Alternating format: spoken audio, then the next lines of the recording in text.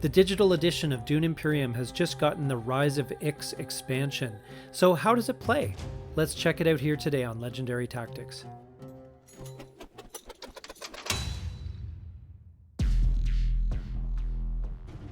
So Dune Imperium, the digital edition, has finally come out with the Rise of Ix expansion. I was really excited about this as I picked up the hard copy of Rise of Ix not too long ago myself.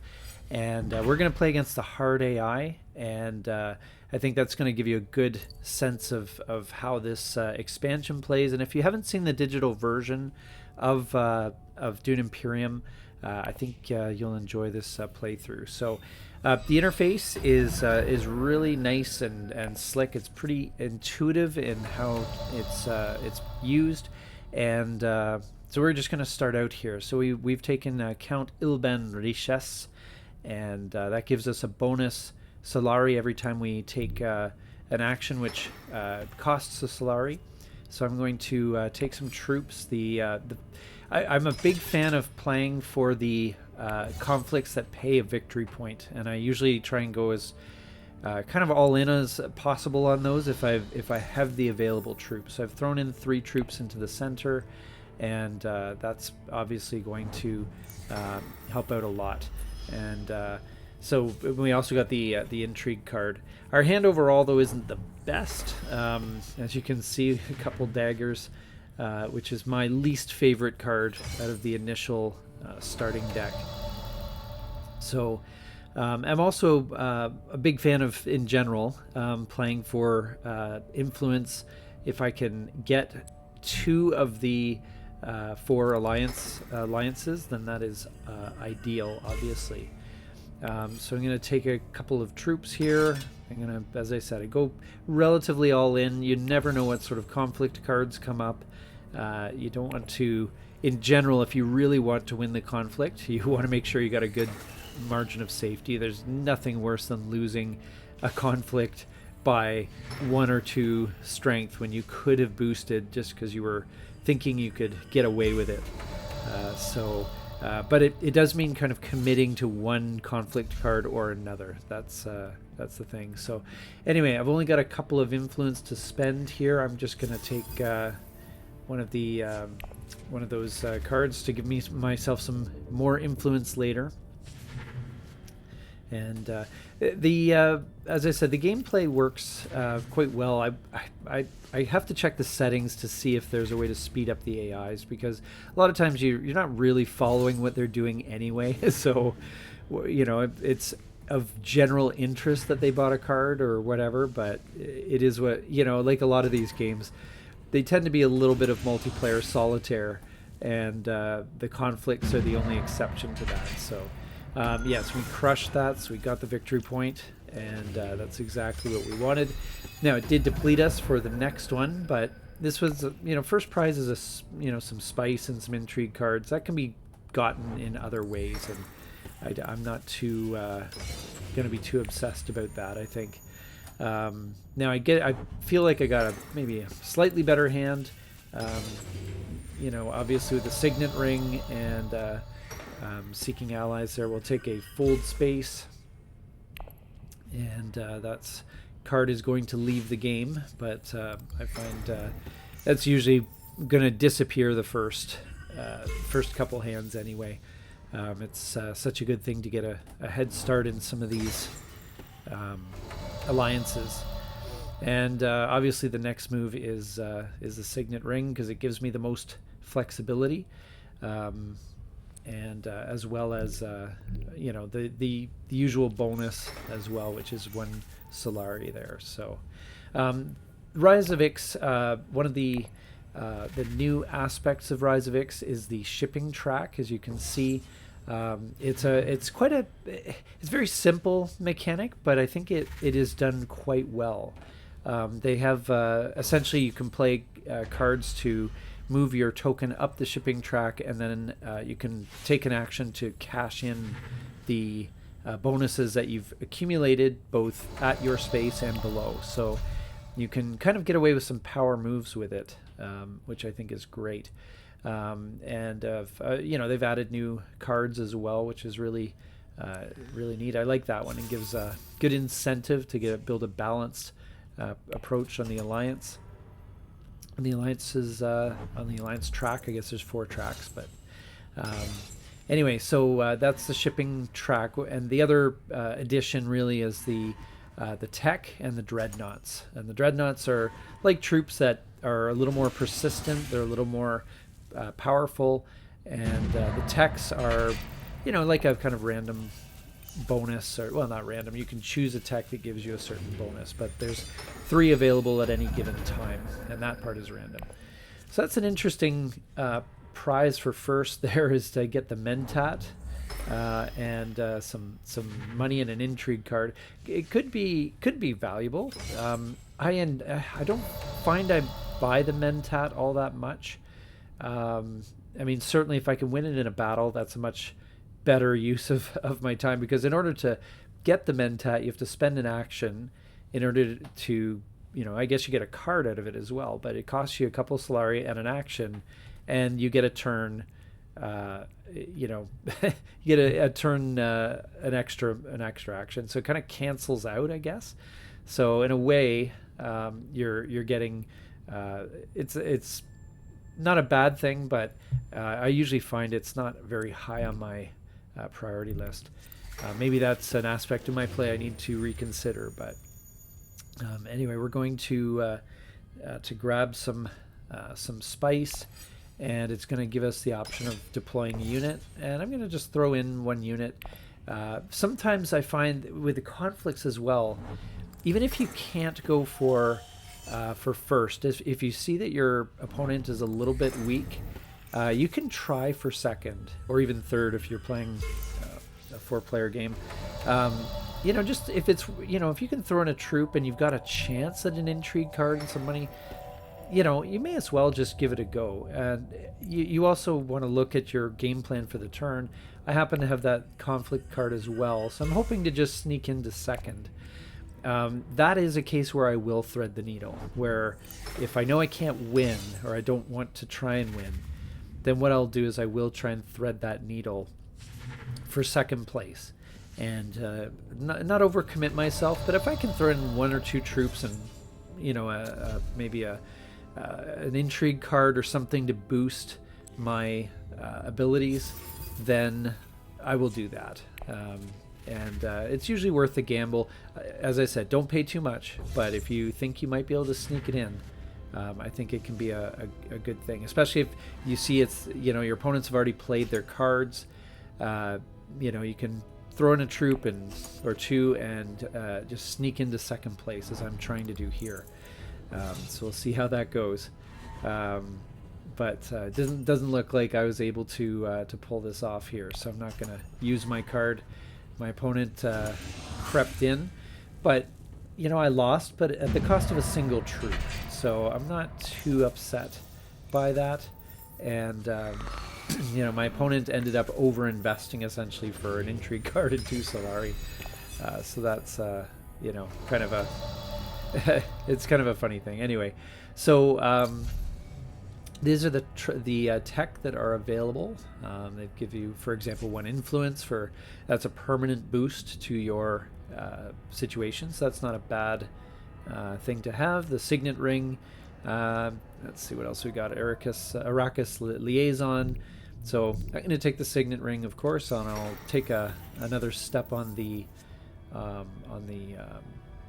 shipping track, and we'll use this card here. I was thinking about it. No, I'm not going to use it yet. We're going to boost that. So if I boost 1 more space, I get a discount on tech. As far as spice goes, it's -2 spice cost. The space I'm on gives me a couple troops and an influence, and the bottom space will give me 5 Solari and 2 spice. So there's lots of options there, and you can see opportunities to maybe combo a little bit. For example, if you have spice and you know, use the tech discount, and then you get 2 back anyway at the end of the shipping track. So it's a pretty good deal overall.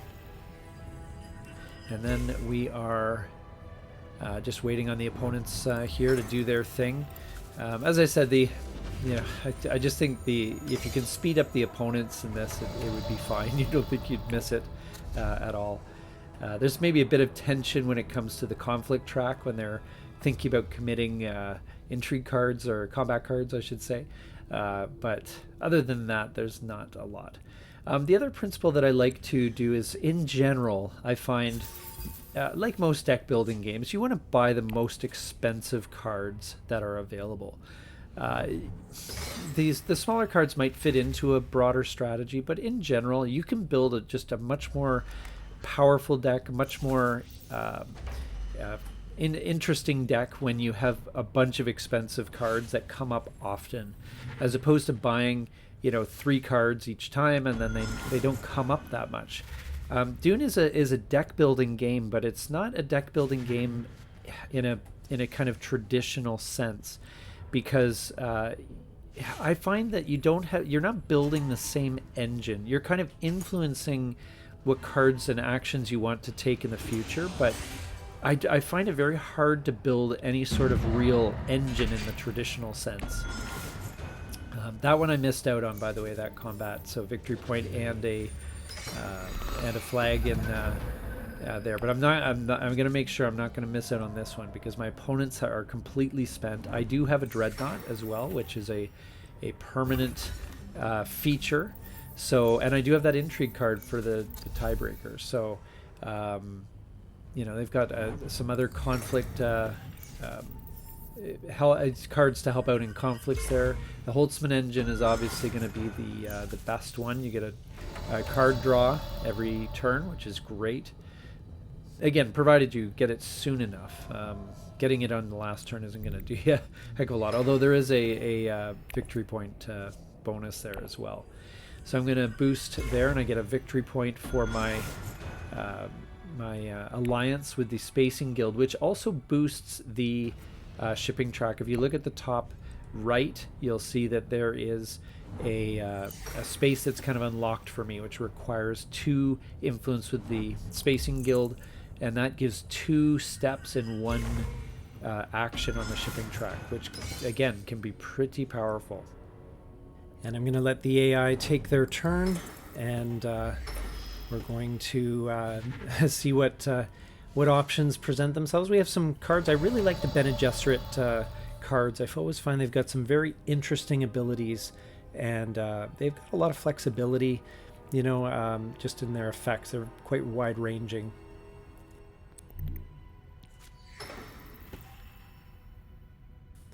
Again, can be pretty powerful.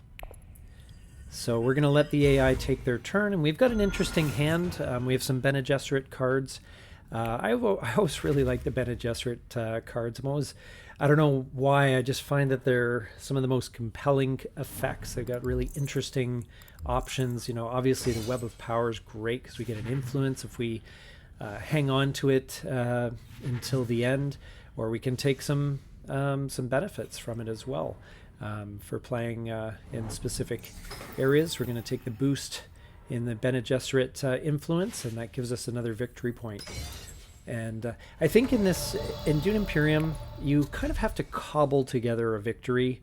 In a lot of Euro games, you can kind of pick a path and stay in your lane and just win by just doing everything along a specific direction.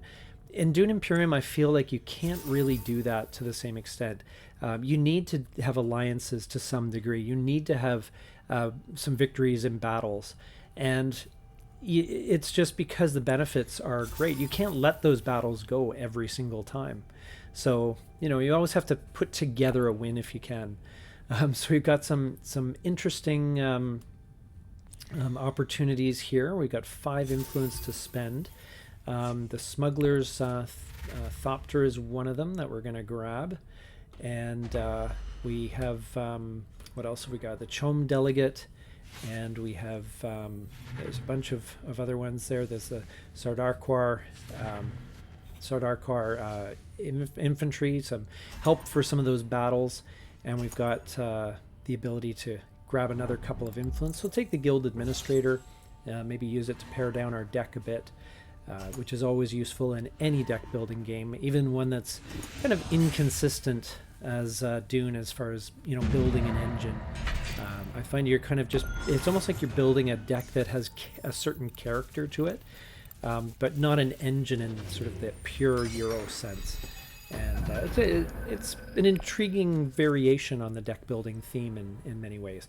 Now the battle has gone totally between my opponents here. I'm not even getting involved. As much as I would love that victory point, it's just not going to not my time. Even though I have that dreadnought, just wasn't worth committing at this point. And so I do lose a victory point there, but it's tied for first, so I'm not too stressed about it. So look at the next conflict. 2 steps on the shipping track and a soldier as the top prize there. And I have the worm riders, and this gives us a couple spikes. So in sort of doing the math here and looking at the opportunities, there's the very top space, the yellow triangle space there, where I'm going to play, and that gives me 2 actions on the shipping track. So I can boost the shipping track to full, and then I can spend the second action to take it all the way to the bottom. So I get some money, I get some technology, some soldiers, and some influence, which I'll take with the Fremen, and that's going to boost me not only for the victory point, but also give me some opportunities for some various benefits, not only unlocking the 1 purple circle space there, pretty much just to the left of center on the board, but also just I think I picked up some cards as well that have given me the ability to use any sort of Fremen cards, Fremen influence for better benefits. And now I'm looking, the rest of my hand is not great. I've got either the dagger or the yellow triangle one, the sands one. So I'm going to take my opportunity to grab my seat at the Senate there. That's going to give me a permanent 2 influence to use in purchasing. Always a valuable thing. Arguably, well, it's tough to say whether it's better than the Swordmaster, but it certainly is better to get as soon as possible in the game, just so you can improve your purchases for the rest of the game there. Got a bit of competition for the Spacing Guild, and if you saw, I picked up a copy of the Spice Must Flow. Anytime you have 9 influence, I think it's pretty much an auto buy, obviously for the victory point and the recurrent spice.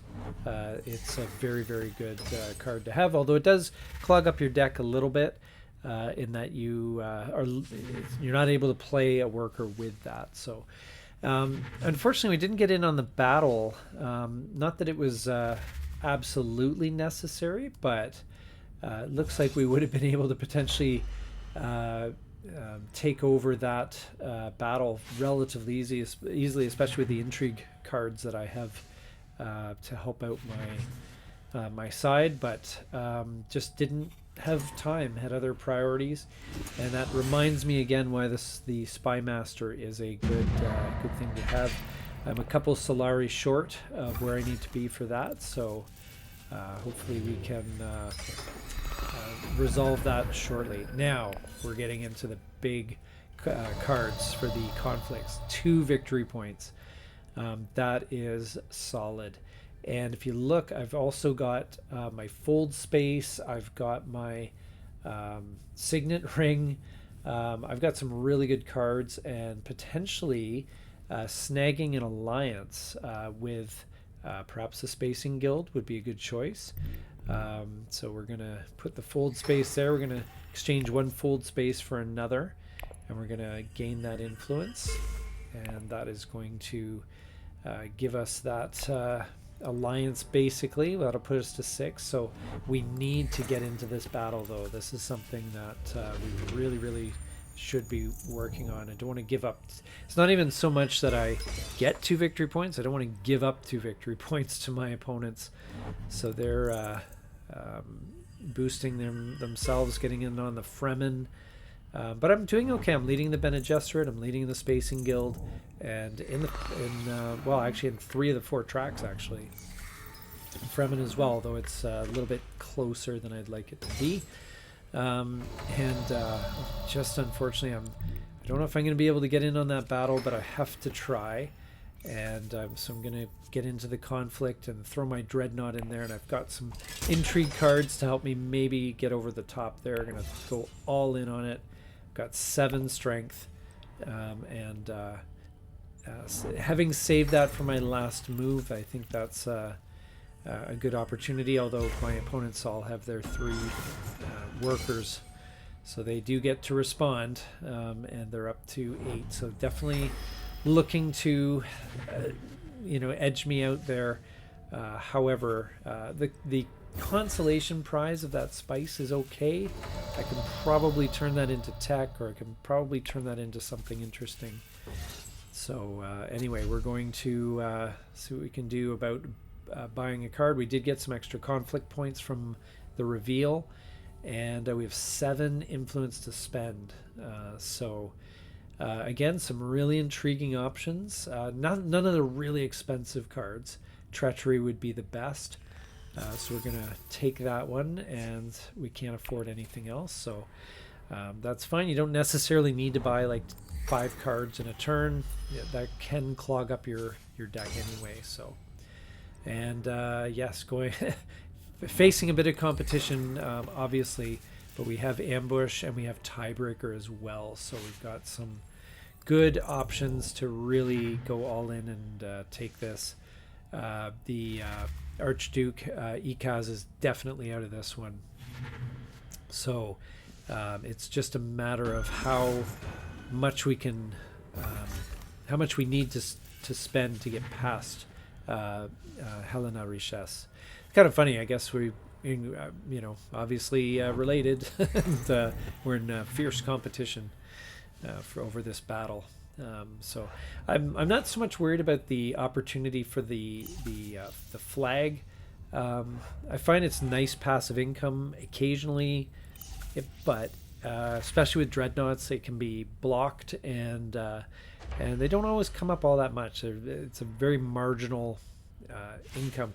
Very much true to the spirit of this game, where it's all about cobbling together these little bonuses and these little things to make it work and pull out a win. So, but this battle's obviously going to be massive, so I'm going to spend that, make sure I'm well ahead. We're at 15, and I'm going to pass and see what the response is, and there's a pass, so that's great. We get to keep our combat card. We're not going to need it, so that is great. And we're going to pull out the victory for the Imperial Basin. 2 victory points and a flag. That gives us an extra spice potentially there, which is great. And we're still $1 away from the Swordmaster. So now the downside of using a dreadnought on the flag is that you do block that, you do take over that bonus, but it does remove the dreadnought from the action, and so you would not be able to put them into battle. So now I'm looking at Web of Power. Can I use this? We got the Spacing Guild basically right there. This is actually good for battle, but we don't really need it otherwise. So now it's, I think, I don't even know if it's worth adding the Swordmaster at this point, because we're getting close to the win, and we may not even need it. So we can maybe make up the difference in intrigue cards. Yeah, it's, we do get the bonus with the web. We get the intrigue cards, and then because we have the bonus level, we get the extra boost in Bene Gesserit bonus, or we can take a card. So looking to definitely take that influence and move closer to the alliance with the Bene Gesserit. So now we're in a really actually kind of cool spot where we've got an intrigue card. We can trade for spice in for a victory point. We can take a hit on one faction to boost different factions. That's definitely something that might come into play here. So I'm feeling pretty good with 744 with 2 alliances just on the verge. So we just need that little bit of boost in influence on those 2 other tracks. Again, we don't have the we don't have the Sword Master. That is now in play, but we would have to lose all of our Solari to do that. So it's a tough decision, but we're going to go for the Sword Master.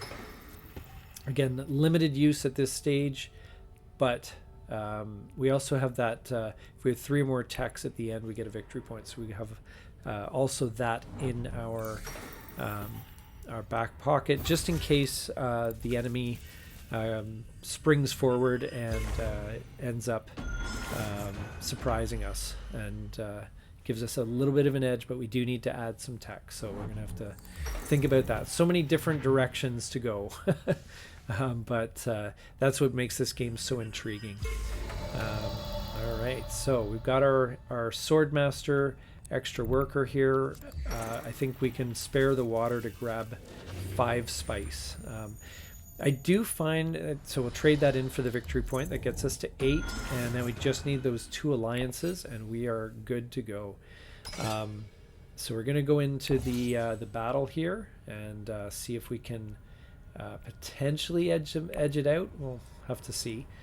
But it's going to be a bit of a risk. If we end up in second, though, there might be the opportunity for a bit of spice in Solari. Now with that play, Helena Richesse moves into an easy first place win. Fortunately, she's still well behind. Sometimes in the battles as well, what I find is really a good idea is if you can get your opponents to get into a battle where they're building up their forces and they're literally spending all their troops and pouring their troops into battle, because what happens is that at this stage of the game, a lot of the conflict cards, will have victory points attached, and usually 2.